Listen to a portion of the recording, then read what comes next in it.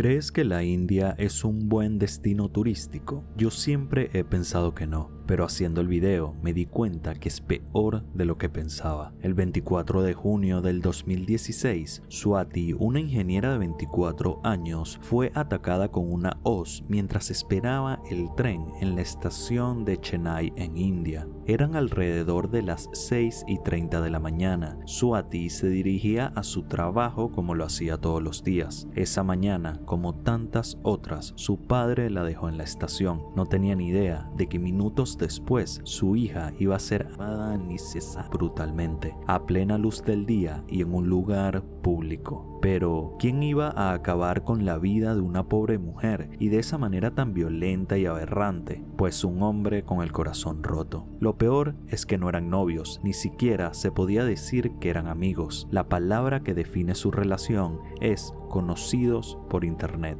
En diciembre del 2015, Ram Kumar, un hombre de 24 años que vivía en un pueblo alejado de Chennai, agregó a Swati por Facebook. Ella lo aceptó y empezaron a hablar de vez en cuando. Ahí comenzó su relación. Pero había un problema. La casta de Ram Kumar era inferior a la de Swati. En la religión hindú, las personas se dividen por castas según el lugar donde nacen. Si eres de una casta baja, no vales nada en la sociedad. Literalmente eres una escoria, mientras que las personas de casta alta son tratados como reyes. ¿Es una basura de creencia? Totalmente, pero así son los hindú. Al principio no eran más que interacciones y alguno que otro mensaje, pero con el tiempo Ram Kumar comenzó a obsesionarse con Swati. Aunque ella no le mostró interés, él interpretó sus respuestas amables y su disposición como señales de que podría estar interesada, cosa que era totalmente falso. La relación se fue intensificando a medida que él comenzaba a seguirla más de cerca, tanto en línea como en persona. Ram Kumar no estaba dispuesto a esperar a que la relación se diera de forma natural. En lugar de aceptar el rechazo y alejarse, tomó una decisión extrema. Decidió mudarse de su pueblo natal a Chennai, con el único propósito de estar más cerca de Swati. Es decir, recorrió más de 600 kilómetros solo para mudarse cerca del amor de su vida. Alquiló una habitación en una casa al lado de la estación donde ella tomaba el tren todos los días para ir a trabajar. Cuando se asentó en Chennai, intentó contactarse con Swati de varias maneras, pero ella obviamente ya había notado que era un loco obsesivo, por lo que dejó de responderle los mensajes y empezó a alejarse completamente de él. En un momento de locura, Ram Kumar empezó a perseguir por la calle a Swati. Ella le decía que la dejara en paz, pero él seguía acosándola, hasta un momento en que Swati se obstinó. Le dio una cachetada y le dijo que se alejara de ella, que no quería saber más de él. El rechazo tan directo más la humillación pública llenó de odio a Ram Kumar. Odio, ira y sed de venganza. El bofetón que recibió se convirtió en un punto de inflexión que lo llevó a tomar la decisión más trágica de su vida: matarla. El día del crimen, Swati estaba esperando el tren para ir a su trabajo, mientras que Ram Kumar la observaba de lejos sin que ella se diera cuenta. Poco a poco se fue acercando hasta que la tuvo frente a él. Sacó una hoz que tenía escondida en su pantalón y se la clavó en el cuello, enfrente de todo el mundo, con cientos de personas viendo. Estaba desesperado, no le importaba nada. El ataque fue brutal y ocurrió rápidamente. Ram Kumar huyó después del crimen, dejando atrás a Swati desangrándose en el piso de la estación, su vida arrebatada de una manera violenta y repentina. La escena fue impactante, no solo por la brutalidad del crimen, sino también por la indiferencia con la que se desarrolló en un lugar tan público. Lo más cruel del asunto, apartando el crimen, es que las personas que vieron lo que pasó no hicieron nada. Siguieron su camino al trabajo como si no hubiera pasado nada. La indiferencia fue tal que el cuerpo sin vida de la pobre Swati estuvo 2 horas en el piso de la estación antes de que alguna autoridad viniera a recogerlo. Obviamente no fue difícil identificar a Ram Kumar como el principal sospechoso. El historial de acoso, los mensajes de texto,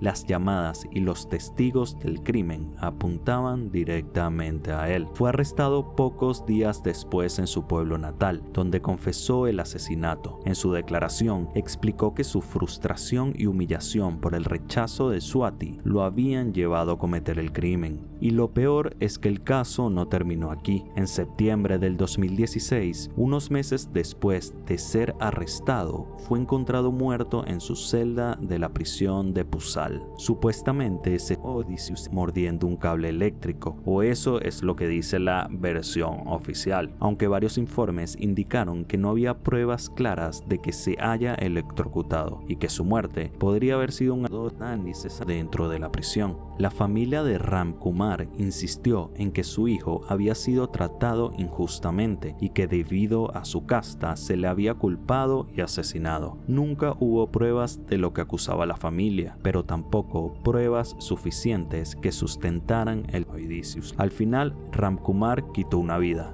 y el universo le quitó la suya. No sé si lo de su casta tuvo que ver, pero en esta ocasión sí hubo justicia divina, aunque en la mayoría de los casos no la hay. La verdad es que en India la justicia a veces parece una ruleta y otras veces ni siquiera existe, especialmente para las mujeres y niñas, como le pasó a Farzana, una joven que fue víctima de los actos más atroces que puede cometer un ser humano. Farzana, seudónimo utilizado para proteger la identidad de la chica, tenía apenas 16 años cuando contestó un mensaje por Facebook a un desconocido. Lo que no sabía es que en ese mensaje le estaban tendiendo una trampa cuidadosamente diseñada para venderla en el mercado negro. En abril del 2017, ella vivía en una pequeña aldea rural en el estado de West Bengal. Como muchas adolescentes en India, vivía una vida modesta con su familia, un padre desempleado, un hermano que manejaba el típico taxi pequeño en la India para sostener el hogar y una madre preocupada por el futuro de su hija. Farzana estaba preparándose para sus exámenes escolares, soñaba con ser independiente, ayudar a su familia y tener una vida mejor, pero ese sueño fue lo que usaron para engañarla. El hombre que le escribió por Facebook se llamaba Sabir Ahmad Ghazi. Al principio ella no le respondía, pero él insistía cada rato. Fue así por varios días, hasta que Farzana cedió. Sabir le dijo que había visto su perfil y le llamó la atención, que solo quería hablar, conocerla. Era carismático, educado y poco a poco fue convirtiéndose en parte de su rutina. Conversaban por llamadas telefónicas y por mensajes de WhatsApp. Sabir la fue enamorando poco a poco. Le hablaba de amor, de futuro, de matrimonio.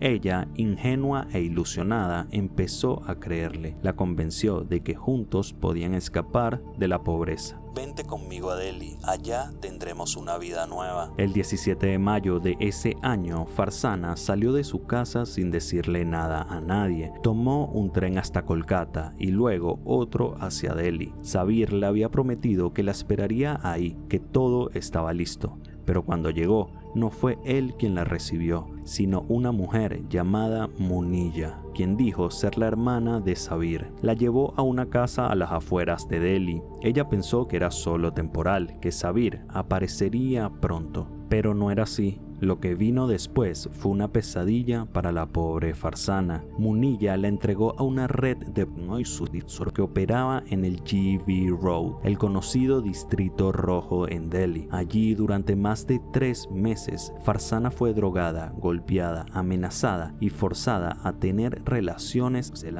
con decenas de hombres cada día. Era apenas una niña. Le decían que si intentaba escapar, matarían a su familia. Le quitaron el teléfono, la vigilaban día y noche, la golpeaban con palos, la quemaban con cigarrillos y la humillaban continuamente, buscando despojarla de su individualidad y amor propio. Durante ese tiempo, su familia la buscaba desesperadamente. Habían denunciado su desaparición, pero nadie les daba respuestas. En una ocasión, Farzana logró convencer a uno de sus clientes para que le prestara su teléfono. Llamó a su madre, le dijo que todo estaba bien y que se había había ido a trabajar a Mumbai. Obviamente mintió. Estaba demasiado asustada como para contarle la verdad. Estaba atrapada en una red de trata de personas y no veía salida. Pero la madre no era tonta. Notó algo raro en su hija, la conocía, sabía que no estaba bien y que necesitaba ayuda a pesar de que ella le dijo lo contrario, así que avisó a la policía. Comenzaron a investigar, pero cada vez que se acercaban, los traficantes movían a Farzana de un burdel a otro. Estaban bien organizados, tenían contactos, informantes, sabían cuándo habría redadas. Era un sistema aceitado con muchas manos sucias protegiéndolo. No era solo Sabir o Munilla,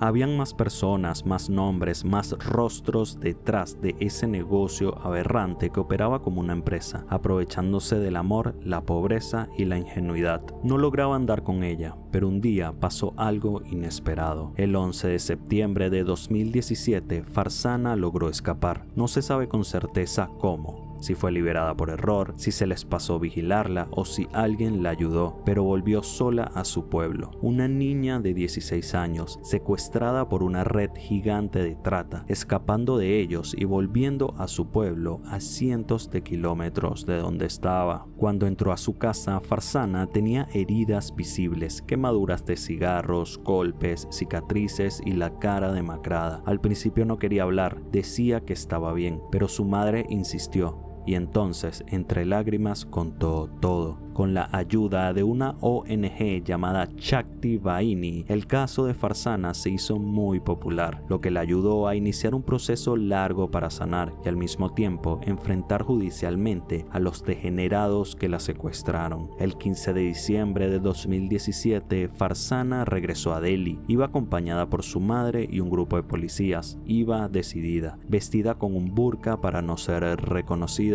Al llegar, guió a los agentes hasta la casa donde Munilla la había tenido prisionera. Reconoció la entrada, la misma puerta por la que había cruzado creyendo que empezaba su nueva vida. Munilla estaba dentro y cuando Farzana la vio, entró en un ataque de pánico y en ese momento lograron arrestarla. Con el tiempo dieron con alguno que otro degenerado involucrado en el mercado de trata de la India, aunque a sol de hoy el negocio sigue existiendo y cada vez son más las víctimas que son abusadas por estos enfermos. Y mientras esto ocurría en Delhi, a unos kilómetros de allí, en la ciudad de Ghaziabad, otro caso completamente distinto pero igual de perturbador salía a la luz. No se trataba de trata de personas, sino de algo oscuro y surreal. 4 enfermos habían a un hombre, arrancado la cabeza y usado su cráneo para realizar un ritual de magia negra. Lo más llamativo es que estas personas no aprendieron estas prácticas en tradiciones antiguas ni en sus pueblos. Lo habían aprendido viendo videos en YouTube. Y sí, en YouTube hay tutoriales para hacer trabajos de magia negra. Todo comenzó cuando la policía recibió una denuncia por la desaparición de Raju Kumar Shah, un hombre de 29 años. Al investigar, encontraron evidencias que vinculaban a 4 sospechosos con su desaparición. En un allanamiento en la casa de uno de ellos, descubrieron objetos usados para los rituales, velas, símbolos, fotos de Raju y otros artículos. Obviamente fueron apresados y confesaron absolutamente todo lo que habían hecho. Según ellos, necesitaban el cráneo de un hombre adulto menor de 30 años para hacer un ritual de magia negra que aprendieron en YouTube, en donde atraerían una fortuna de entre 50 y 60 millones de rupias, alrededor de $500,000.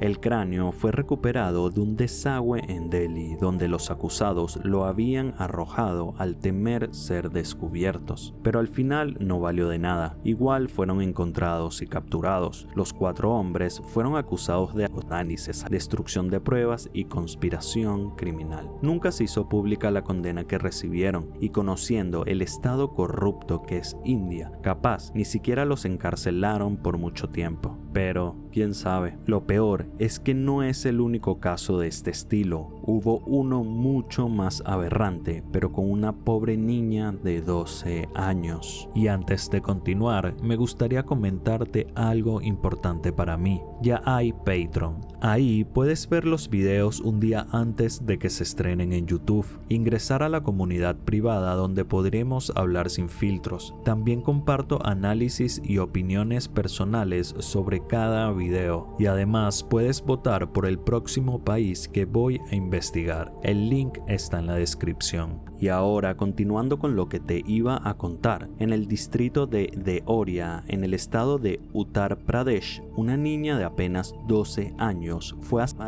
brutalmente por su tía y su tío materno, Shesnat Javat y Savita Devi. La razón: la tía había soñado que la diosa Durga le ordenaba sacrificar a una niña virgen para curar a su hijo de 22 años, quien sufría de problemas mentales, y al parecer la mejor víctima era su pobre sobrina de 12 años. A partir de ese momento, la pareja planeó todo. Como era de esperarse, entraron a YouTube y buscaron rituales de sacrificio, como si fuera un video tutorial para preparar una receta. Aprovechando que había una boda familiar, viajaron desde Uttarakhand a Deoria, donde vivía su sobrina con sus padres. Mientras todos estaban distraídos en la ceremonia, la pareja llevó a la niña a un lugar apartado. Y en ese momento la sujetaron y le clavaron un cuchillo en el corazón. No una ni dos veces, sino hasta 7 puñaladas recibió la pobre niña. A los análisis brutalmente. Luego envolvieron su cuerpo en una manta y lo tiraron en un basurero cercano. Al día siguiente, con la niña desaparecida, el cadáver fue descubierto y la policía empezó a investigar. No fueron ni un poco listos, dejaron pistas, no ocultaron evidencia y en pocos días ya tenían a los tíos detenidos. Durante el interrogatorio confesaron todo. Contaron que aprendieron los rituales de sacrificio en videos de YouTube y creyeron que matando a la niña conseguirían prosperidad y salud para su hijo enfermo. En el juicio, la pareja fue encontrada culpable de asesinato y condenada a cadena perpetua, pagando así por quitar una vida inocente por un delirio en un sueño. Este tipo de casos nos demuestra lo podrida que está la sociedad india. Sé que como en todos los países hay personas buenas y personas malas, pero lo que ocurre en la India no tiene ningún sentido. Asesinar brutalmente a una niña de 12 años para curar a tu hijo enfermo, ¿a quién se le ocurre semejante cosa? O clavarle una hoz en el cuello a la mujer que amas únicamente porque no quiere nada contigo. No tiene ningún tipo de sentido. Y como estos casos, hay muchos más que se mantienen ocultos en el lado oscuro del internet en la India. Y bueno, eso fue todo por hoy. Gracias por quedarte hasta el final del video. Si te gustaría que explore el lado oscuro del internet de algún país en específico, déjalo en los comentarios. El comentario con más like se lleva el próximo video. Gracias por todo y nos vemos en la próxima.